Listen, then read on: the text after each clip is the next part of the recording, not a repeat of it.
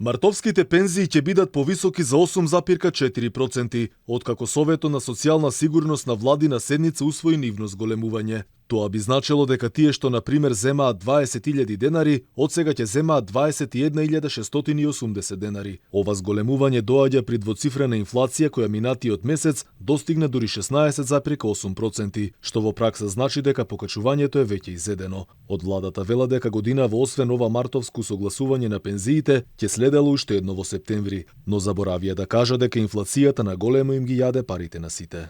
Возможивме на 330.000 пензионери да добијат повеќе приход во своите семејства, односно повеќе средства на трансакциите сметки. И со овој начин на согласување всушност се овозможува еден реален пораст на пензиите во однос на платите, односно како што ќе порасне просечната плата, така да растат и пензиите.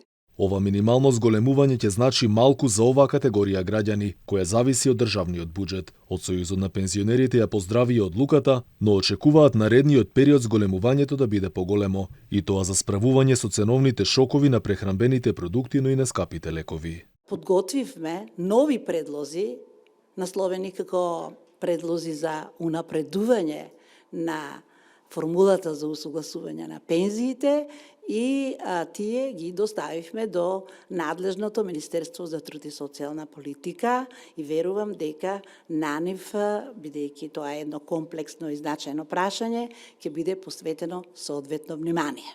Според пресметките на владата, просечната пензија во Македонија сега ќе изнесува нешто на 19.000 денари, со што повторно втора година поред ќе биде помало од минималната плата. Тоа значи дека просечните примања на пензионерите и натаму се помали од најниско платениот работник. Или со други зборови, тие што имаат високи пензии ќе имаат многу повисоки, а оние што имаат мали пензии незабележително ќе им се зголемат. Јазот меѓу едните и другите се продлабочува уште повеќе. Па прашањето е дали не е време формулата за покачување на пензиите да се преиспита. Растот беше договорен во март лани, кога собранието ги изгласа измените на Законот за пензиско и инвалидско осигурување, со кои се предвиде нова методологија за преиспитување на растот на пензиите.